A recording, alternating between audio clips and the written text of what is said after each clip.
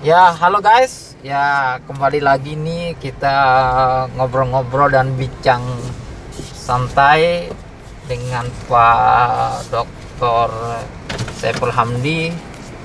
Ya, belakangan 1 minggu terakhir ini jagat politik nasional ini diramaikan lagi dengan soal wacana penundaan pemilu.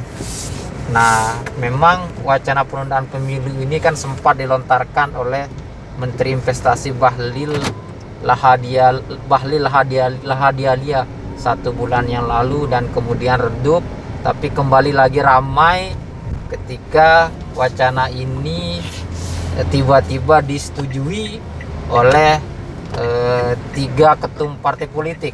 Nah, yang pertama yang membuat pernyataan mendukung penundaan pemilu ini adalah PKB, Muhaimin Iskandar, kemudian disusul oleh Ketua Umum Partai Golkar, Herlangga Hartarto, dan Ketua Umum PAN, yakni Zulkifli Hasan. Nah, persoalan ini kemudian menjadi ramai adalah yang pertama di tengah KPU sudah menetapkan jadwal pemilu, yakni bahwa pemilu 2024 ini digelar pada tanggal 14 Februari. Dan yang kedua, sesuai dengan amanat konstitusi kita bahwa pelaksanaan pemilu ini kan digelar setiap 5 tahun sekali, untuk memilih presiden, anggota DPR. Nah, dengan begitu tidak terjadi kekosongan pemerintahan.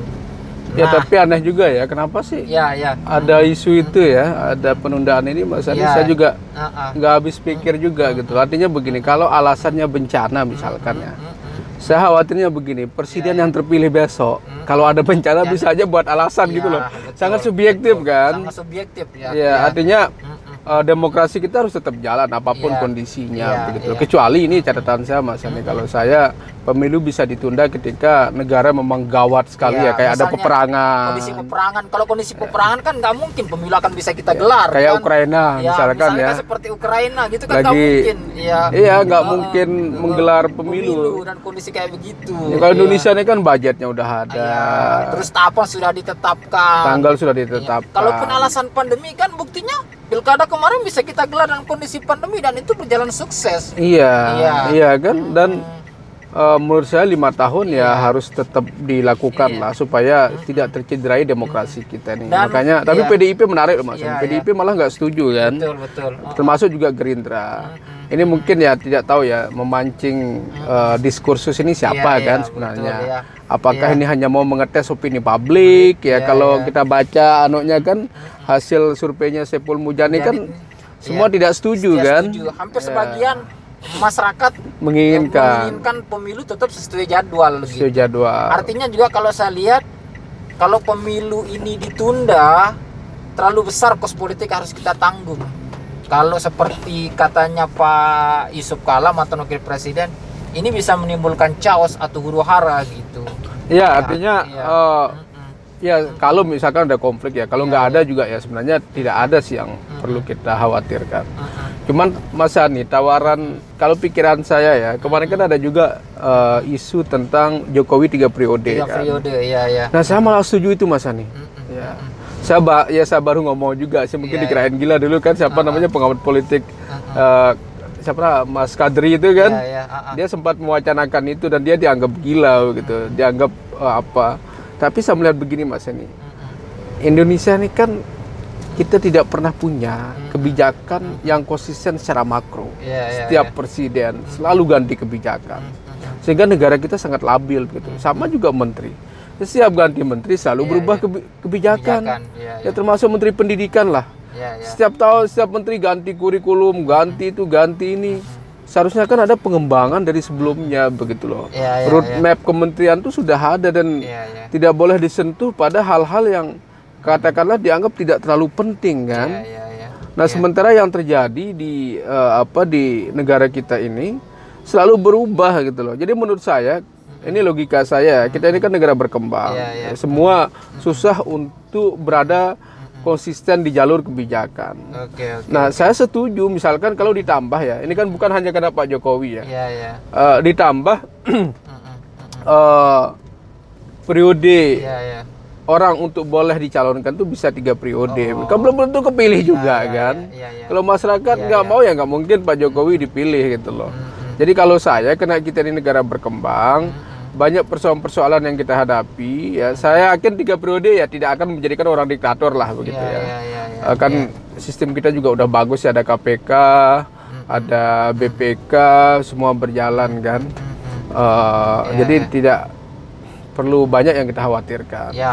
Malah kalau saya sendiri Bang, gimana kalau Mas Sani berbeda melihat? pendapat dengan Abang gitu. Gimana kalau Mas Sani? Ya, kalau saya sih memang sudah ideal lah ada pembatasan jabatan 2 periode presiden, ini ya. Kepala daerah, 2 periode. Artinya dengan di mana-mana ya. Ya, dengan ada proses pembatasan ini kan juga membuka ruang bagi ada proses kaderisasi kepemimpinan. Oke, ya, regenerasi lah ya. Kalau saya dalam pandangan saya sih, pasca Jokowi banyak juga lah putra-putra terbaik Indonesia ini yang layak untuk memimpin. Misalnya kita sebut aja ada Gubernur DKI Jakarta Anies Baswedan, Gubernur Jawa Barat Ridwan Kamil, Gubernur Jawa Tengah yang tidak kalah lah ya, dan maupun Menteri Pertahanan Prabowo Subianto.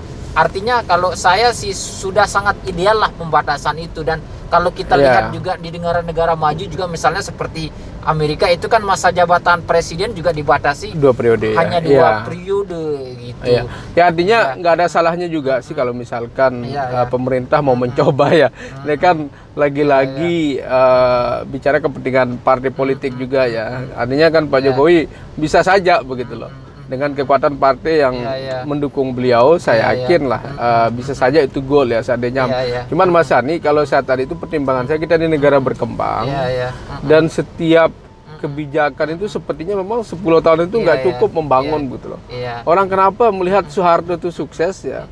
Karena 32 tahun dia memang berhasil membangun rumusan itu, walaupun di akhir-akhir lah beliau kemudian banyak kasus begitu ya, karena terlalu lama berkuasa dan itu pun turunnya harus dipaksa kan. Nah seandainya kita rumuskan sekarang, oke lah negara berkembang ini 3 tahun gitu, artinya 3 periode.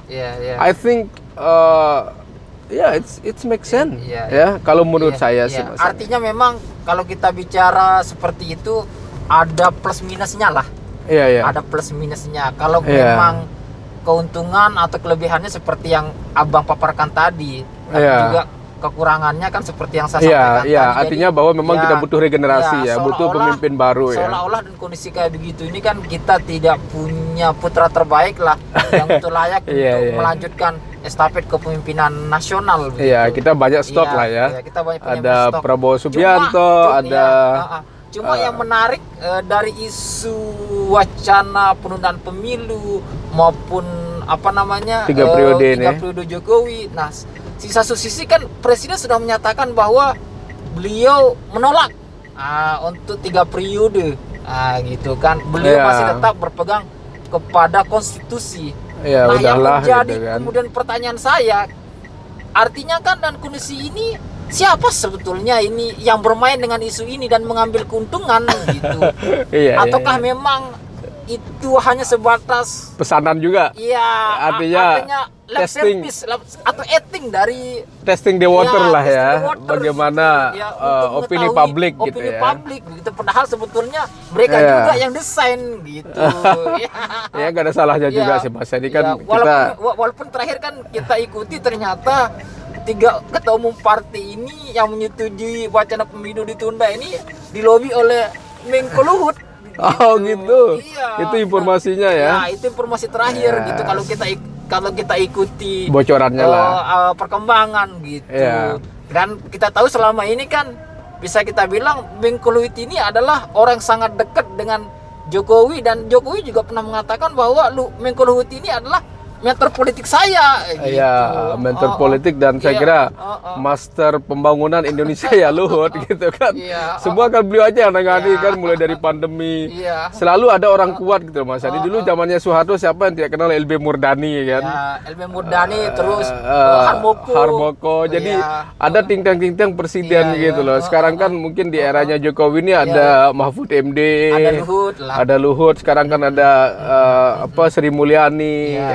Sayang Bu Susi udah out kemarin. Cuma kita nggak tahu ini ke depan ini seperti apa sih ending dari diskursus maupun wacana penundaan pemilu ini begitu. Ya kita lihat aja mungkin. Saya lebih artinya kalau pemerintah berani Mas Yani ya. Kalau saya sih kalau pemerintah berani, kita nggak usah nunda lah. Kalau nunda ini terlalu subjektif ya. Saya khawatirnya Presiden besok juga punya alasan yang sama begitu. Mereka menunda ketika ada bencana. Kan Indonesia ini bencana terus nih. Ada pandemi apa besok kita nggak tahu kan. Masa pemilu kita kemudian diundurin lagi. Artinya mereka punya jurisprudensi lah untuk melakukan hal yang serupa begitu kan. Nah itu yang kita khawatirkan kan. Seandainya kemudian kasusnya sama begitu. Nah kita sih pinginnya Mas Yani kalau mau ya ubah aja amandemen peraturan perundang-undangan tentang pemilu kan, nggak ada masalah menurut saya itu kan karena negara berkembang ini masa ini beda dengan negara maju. Kalau alasan saya ya ini perspektif politik saya lah yang saya lihat begitu. Dengan kondisi negara berkembang kita butuh kebijakan yang lebih sustainable lah begitu ya. Saya kira it is possible lah, it makes sense lah kalau bahasa orang kan, kalau misalkan 3 periode begitu. Iya, siap kalau gitu. Ya pemirsa, ya demikianlah bincang-bincang kita dengan Pak Dr. Saiful Hamdi, dan sampai jumpa lah di bincang-bincang ini perspektif yang lain. Assalamualaikum warahmatullahi wabarakatuh. Oke guys, assalamualaikum warahmatullahi wabarakatuh. Jangan lupa ya subscribe channel kita nih berdua nih, supaya kalian tetap update isu-isu politik nasional maupun lokal ya. Dukung terus ini. Ahmad Yani Official dan Pulham Media. Ya.